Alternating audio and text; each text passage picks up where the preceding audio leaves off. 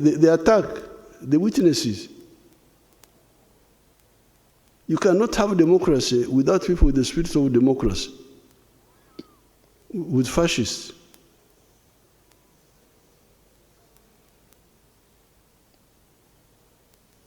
Why should you intimidate a witness if you are innocent? Why? And threaten. So the answer why we oppose bail is because they come now to attack the witnesses. Now, if we allow the witnesses to be attacked,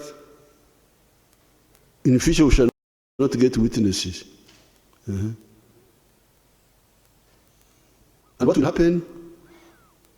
The security forces can even start doing other bad things, like if they are blocked, the legal way is blocked, they can start extrajudicial executions, shoot somebody, say, oh, he was running away, he was escaping, we shot him.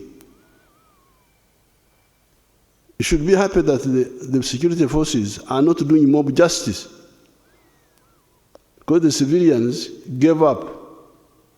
That's why they do mob justice. Gave up on the legal system. But the security people are still bringing these people to court.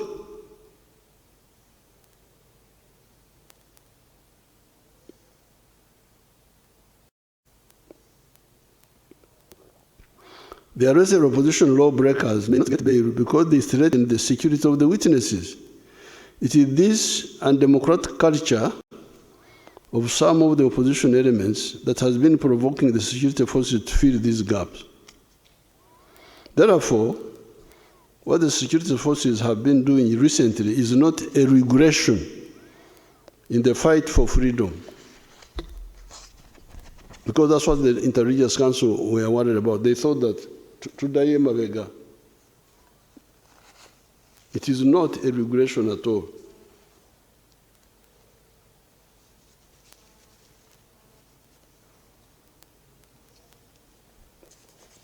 It is not a regression, but a consolidation of our long fight for the principles of patriotism, Moyo gwa Uganda, Pan-Africanism, Moyo gwa Africa, socio-economic transformation and democracy. Indeed, General Muhoozi recently pointed out one useful fact. He said many of these people, Ugandans, including those who criticize the NRM, go to Dubai, UAE, where the press is disciplined and they appreciate. You cannot find in Dubai the press doing what the press does here. And they appreciate. That's why they are going to Dubai. I had never heard of Dubai until 1980 when we removed Amin. That was Dubai. What is Dubai? That women were getting cheap products there and so on. How does the press there conduct itself? Does it conduct like the ones in Uganda here? That's what one point General Muhoozi pointed out. And then he say, but why do they not want the same here? That was Muhoozi's question. If you think what happened to Dubai has helped to Dubai, why don't you want the same here? Therefore, those who have been putting forward the slogan Bizemu, you know, they are good at bringing slogans which are just empty. Bizemu. Ebyedda, kidnapping people, and so on. Bizemu. Meaning, the bad things of the past have come back, are wrong. Ebyaliwo, the past happenings meant that anybody arrested or abducted would not go to court, but would end up as a dead body at Namamve Forest, the River Nile, or Kaya's farm. So to have somebody arrested and taken to court, and then you say bizemu, you are really deceiving yourself. You are dishonest. Oh, you want to see the pictures of Ebyaliwo? Let's see the pictures of Ebyaliwo.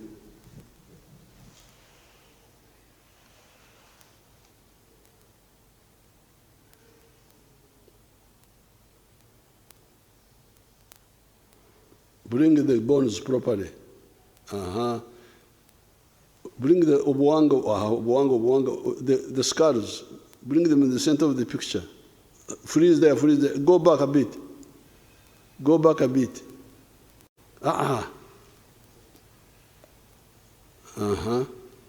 Ebyo byaliwo ebyo. Ebyaliwo. Hello? Ebyaliwo. Biri awo. So when somebody is brought to court and you say bizemu, what is bizemu now? Brought to court.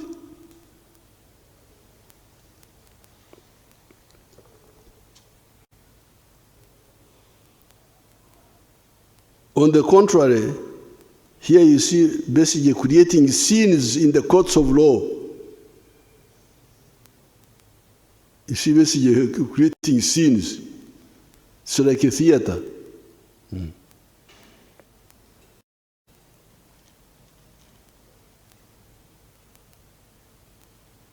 I could even see my sister Matembe limping into the court. When she was coming into the court, she came limping. I was worried. But forgot to limp. When she was leaving court, she walked.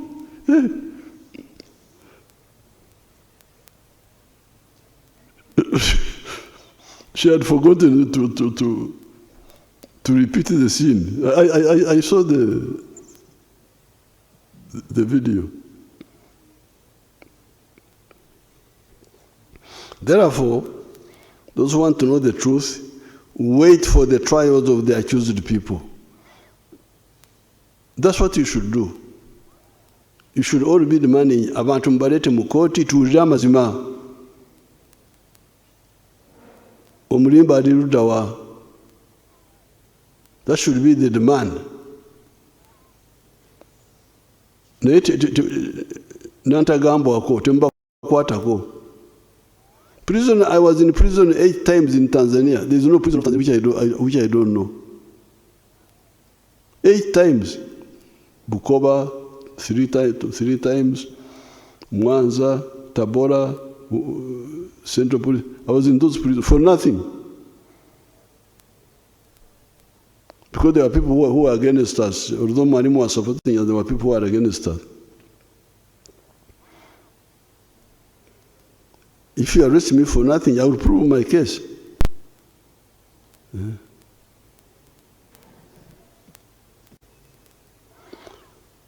I cannot allow impunity in our system, even on the side of the security forces. In 2021, there was the death of a Ugandan nicknamed Zebra in the Kawempe area in unclear circumstances after he got in touch with our security forces. I had to organize Okukaraba blood settlement with his family in Entebbe State House here.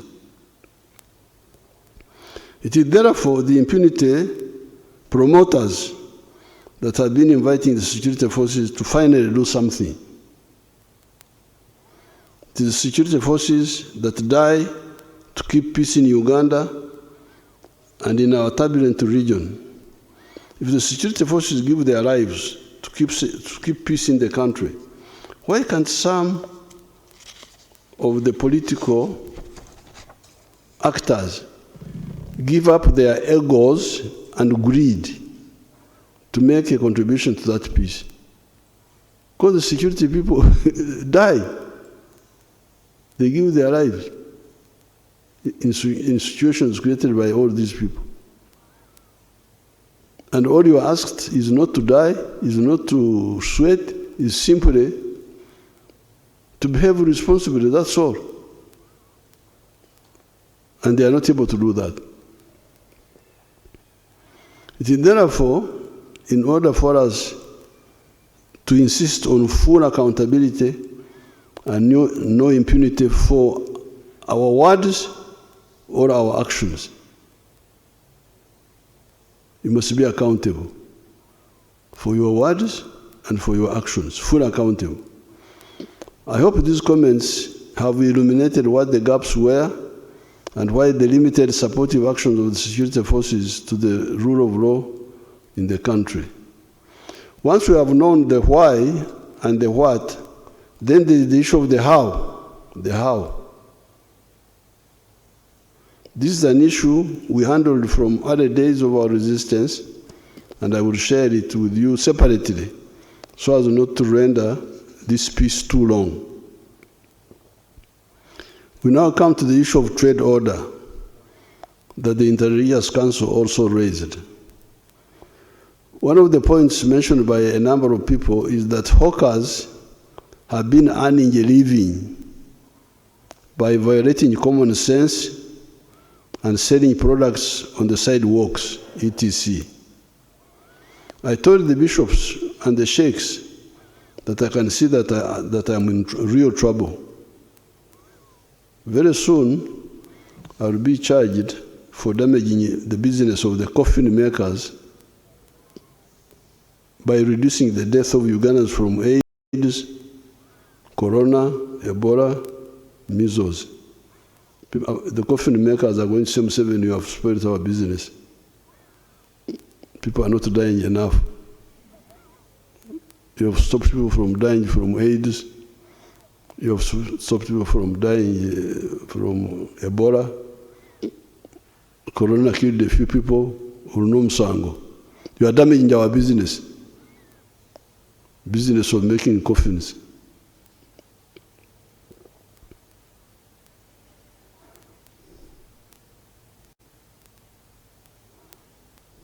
Yes, the coffin makers will lose business because it was a bad business that was at the expense of society.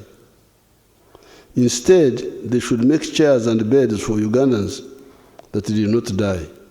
Hawking is an economy and health killer.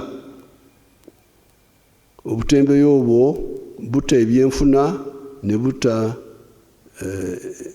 bono ne byobulamu. This hawking is a killer of economy, a killer of health.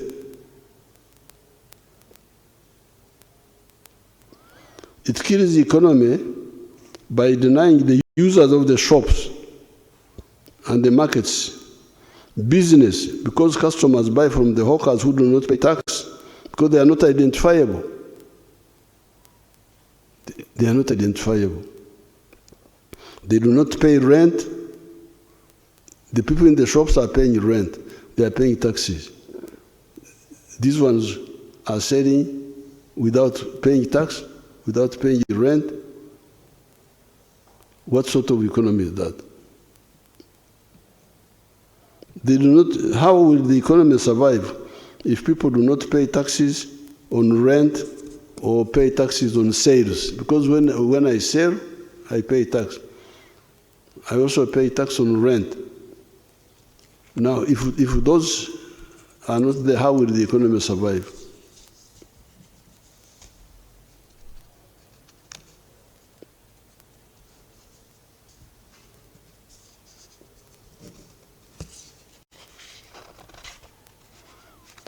On the issue of health, having products exposed to the atmosphere, including food, is very dangerous. Yet the one who sells a dangerous product is not identifiable. Then there's the issue of blocking pedestrians from using the sidewalks and forcing them to compete with the cars and the bodabodas on the narrow roads. This means accidents, road jams, etc. Selling must be in shops, markets, or supermarkets. Even there, it must be registered so that You are accountable for what you sell, and you also pay tax. The local governments should look into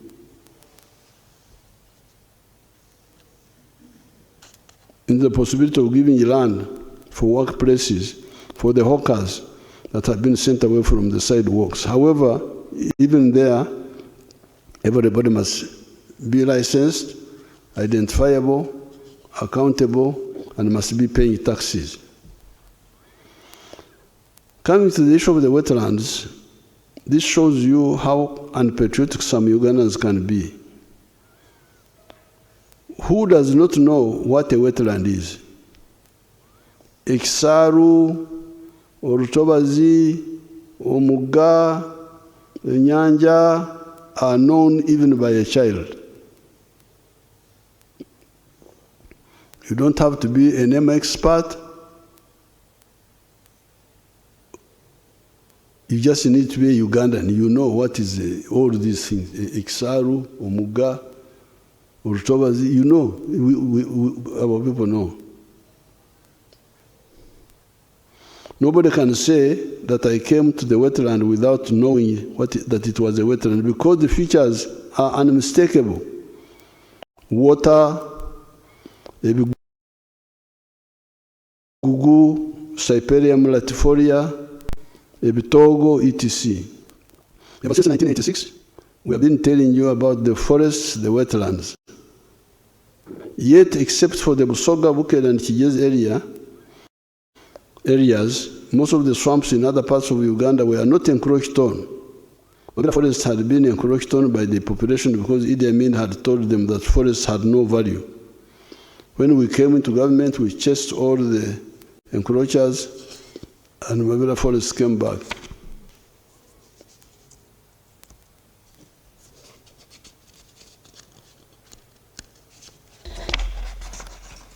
However, these days when I fly over Mabera forest, I see some smoke in the forest here and there. Does it mean that some people are making charcoal in the forest? Where is the National Forest Authority? Where are the chiefs of the surrounding administrative units? They will have to answer. With Busoga, Bukedde, and Kigezi, I have been trying to build up a fund to compensate the people in the swamps by shifting them to fish farming and to other enterprises, because it was the colonial government that misled our people into those swamps, saying that it had been done in Holland and I don't know where else. Yet, it is a disaster for us. It is estimated that 40% of our rain comes from the local wetlands, and those in Congo and South Sudan. What is the proof? Why does West Nile get 1,270 to 1,524 millimeters of rain per year, and Karamoja only gets 700 to 900 millimeters, yet they are on the same latitude? I would have explained these points, but I'm rushing because I'm told that you are dying to go and watch World Cup, and I'm not World Cup. So I'm rushing. I would have explained more. Because they may cut me off that I'm not World Cup. The answer, why Karamoja gets less rain than West Nile, the answer, the swamps in South Sudan and Congo.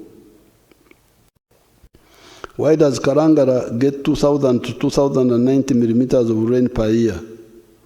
The answer, the water of Lake Victoria that evaporates and reinforces the moisture from the oceans. Who then has a right to ruin our heritage of this abundance of water and our future? There are those who say that they were allowed by government authorities to ruin the wetlands. Did those who allowed them do so rationally and illegally? We shall study those excuses and decide on the way forward for those mistake makers. However, the operation to restore the wetlands and protect our natural forests will continue. I appeal to the Ugandans to participate in the NRM Barazas for the LC1s and the Women Councils on the 10th of July, 2026.